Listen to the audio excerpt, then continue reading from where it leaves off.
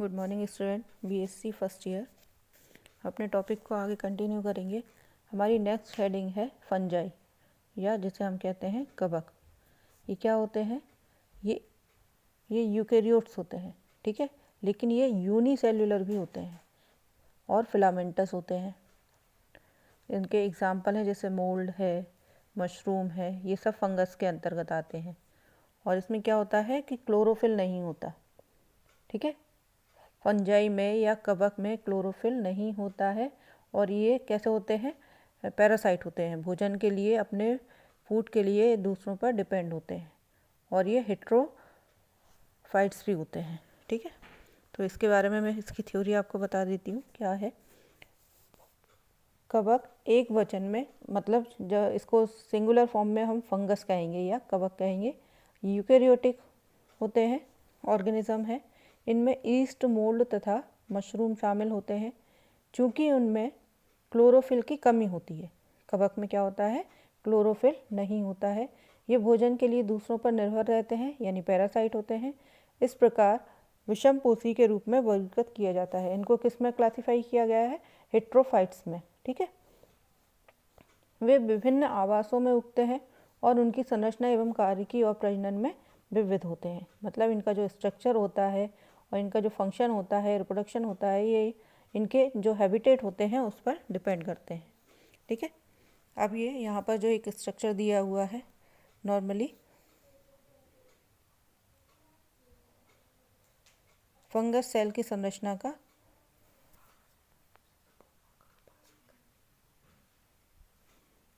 जैसे इसमें क्या क्या दिया हुआ है यहाँ हम देखेंगे।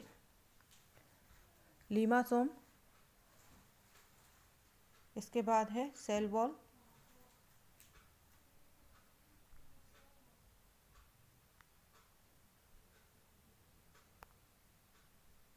ये है लीमा सेल, ये हो गई यहाँ पर ये सेल वॉल। इसके बाद नीचे प्लाज्मा मेम्ब्रेन यहाँ पर, फिर अंदर ये पूरा न्यूक्लियस, इसके बाद न्यूक्लियोलस, न्यूक्लियस हो गया ये वाला भाग, और इसके अंदर ये न्यूक्लियोलस, फिर है न्यूक्लियर इन्वेलप, ये जो बाहर से इसको कवर कर रहा है ये क्या हो जाएगा? न्यूक्लियस का इन्वेलप, यानी जिसके अंदर ये बंद है इन्वेलप में। इसके बाद यहाँ पर ये छोटे छोटे राइबोसोम्स दिखाई दे रहे हैं, ठीक। फिर क्या है? एंडोप्लाज्मिक रेटिकुलम, यहाँ पर आगे ग्लाइकोजन, ये जो स्टोर हो रहा है, और फिर यहाँ पर ये हमें दिखाई दे रहा है माइटोकॉन्ड्रिया। इस तरह से एक कवक के अंदर हमको इतने, उसकी कोशिका के अंदर ये सारी चीज़ें हमको दिखाई देती हैं, सेल ऑर्गेनेल्स और न्यूक्लियस सभी कुछ, ठीक है। अब इसकी है विशेषताएं।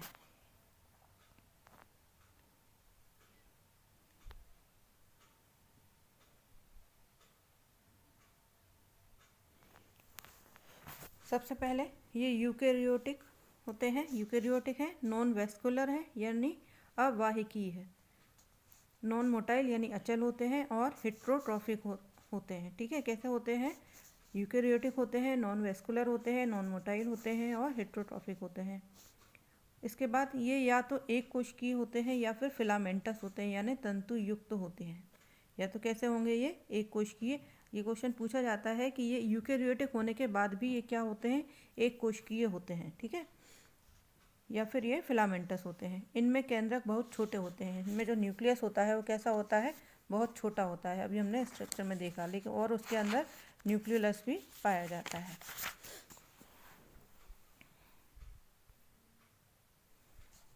इनमें क्लोरोफिल की कमी होती है, इसलिए ये प्रकाश संश्लेषण नहीं कर सकते।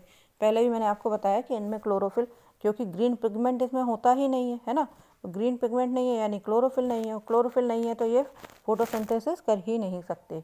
ये स्टार्च के रूप में भोजन का भंडारण करते हैं। ये किस रूप में फूड को स्टोर करते हैं? स्टार्च के रूप में।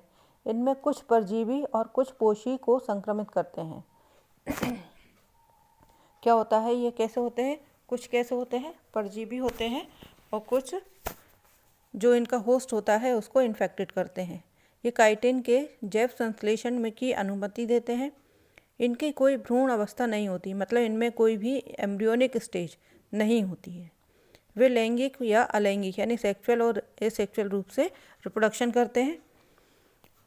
ये फेरोमोन का उत्पादन करते हैं। फेरोमोन क्या होती है? एक तरह की सुगंध होती है, ठीक है, जिससे सेक्सुअल रिप्रोडक्शन होता है। ये बीजाणुओं के माध्यम से प्रजनन करते हैं, यानी स्पोर के माध्यम से रिप्रोडक्शन करते हैं। इनमें अल्टरनेशन ऑफ जनरेशन पाया जाता है और इनके जो एग्जाम्पल हैं वो क्या क्या है? मशरूम, माउल्ट्स और ईस्ट, ये सब क्या है? फंगस होते हैं, कवक होते हैं। इसके बाद है इसका स्ट्रक्चर।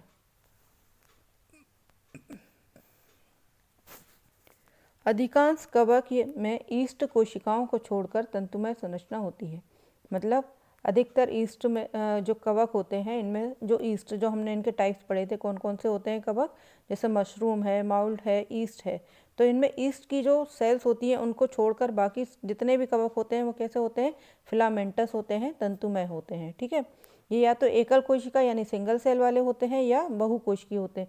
मतलब ये यूनिसेलुलर की तरह होते हैं या फिर ये मल्टीसेलुलर यानी यूकेरियोट्स भी होते हैं। इनके पास लंबे धागे जैसी संरचनाएं होती हैं जिन्हें हाइफी कहा जाता है।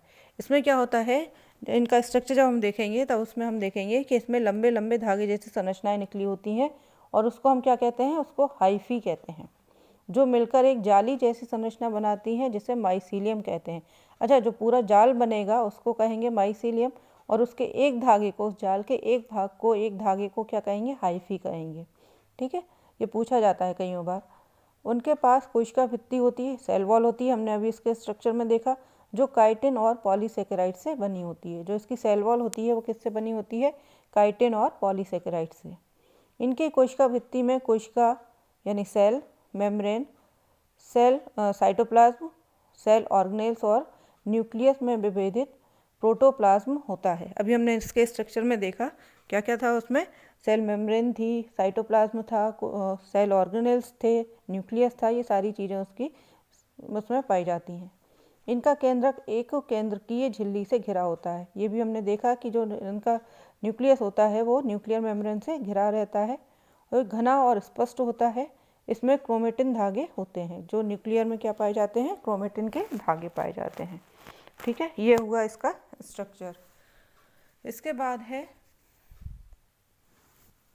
इसका क्लासिफिकेशन या वर्गीकरण।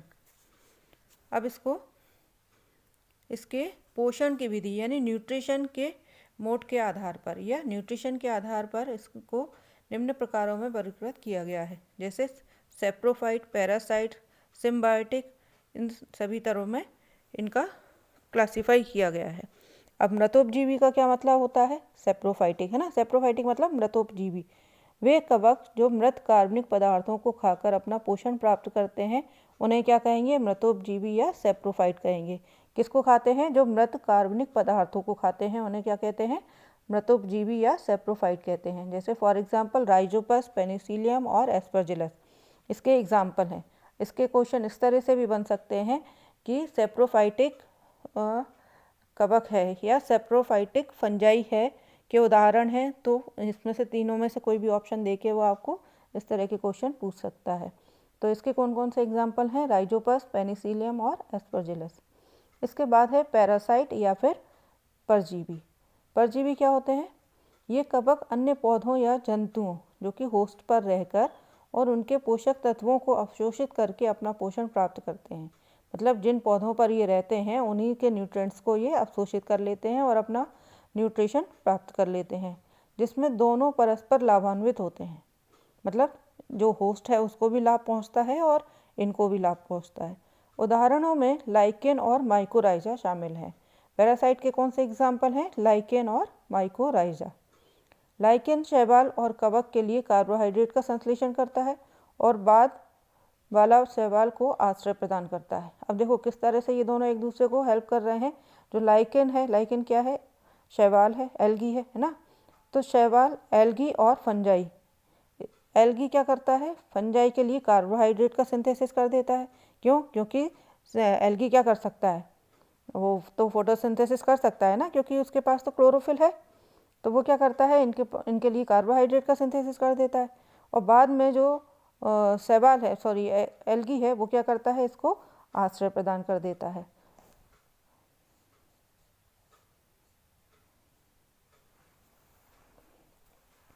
इसके बाद है सहजीवी या सिम्बायोटिक।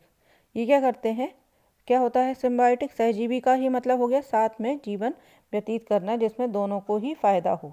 ठीक है, ये कवक अन्य प्रजातियों के साथ अन्योन्याश्रित संबंध बनाकर अपना पोषण प्राप्त करते हैं, जिसमें दोनों परस्पर लाभान्वित होते हैं। उदाहरण के लिए लाइकेन और माइकोराइजा शामिल हैं।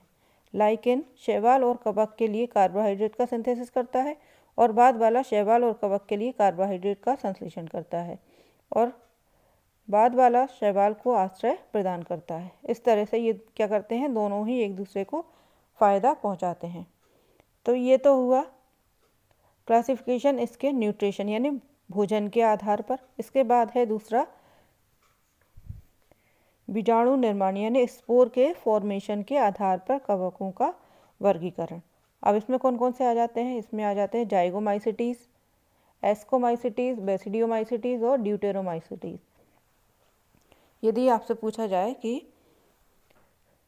बीजाणु निर्माण यानी स्पोर फॉर्मेशन के आधार पर इनको किसने में क्लासिफाई किया गया है, तो जाइगोमाइसिटीज, एस्कोमाइसिटीज, बेसिडियोमाइसिटीज और ड्यूटेरोमाइसिटीज के 4 में इनको क्लासिफाई किया गया है। सबसे पहला है जाइगोमाइसिटीज। ये क्या है? वे कवक 2 अलग अलग कोशिकाओं के संलयन से बनते हैं। मतलब 2 अलग अलग सेल मिलकर के जब आपस में जुड़ती हैं तो क्या बनाती हैं? जाइगोमाइसिटीज बनाते हैं। ये लैंगिक बीजाणुओं के जाइगोस्पोर कहा जाता है। इन्हें क्या कहते हैं? लैंगिक बीजाणु यानी स्पोर्स को, इन स्पोर्स को क्या कहते हैं? सेक्सुअल स्पोर्स को कहते हैं जाइगोस्पोर, जबकि अलैंगिक बीजाणुओं को स्पोरेंजियो स्पोर कहा जाता है। अब ये क्वेश्चन भी इसमें बनता है कि सेक्सुअल स्पोर्स को क्या कहते हैं, तो उसे जाइगोस्पोर कहते हैं और एसेक्सुअल स्पोर्स को क्या कहते हैं? उसको स्पोरेंजियो स्पोर कहते हैं। हाइफी सेप्टा के बिना होता है। इनका जो हाइफी होता है, हाइफी हमने देखा था क्या था, जो इसकी नेट जैसी संरचना बनती है उसमें जो एक एक धागा होता है, तो प्रत्येक एक धागे को क्या कहते हैं? हाइफी कहते हैं। तो इनका जो हाइफी होता है वो कैसा होता है? सेप्टा के बिना होता है। इसके बाद एस्कोमाइसिटीज। ये कवक शमल, रागी, जैव अपघटक, पूर्व परजीवी या मृतजीवी हो सकते हैं। मतलब कैसे होते हैं? These fungi can be coprophilous, decomposer, parasitic और सेप्रोफाइटिक हो सकते हैं। यानी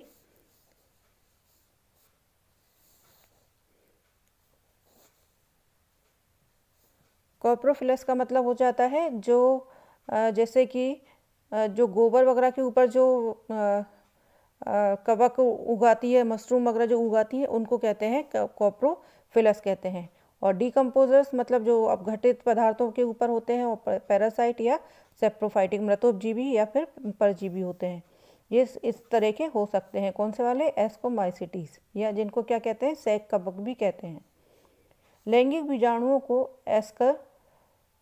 एस्कस बीजाणु कहा जाता है। उदाहरण में सैक्रोमाइसीस, इसका एग्जाम्पल है किसका? एस्कोमाइसिटीज का।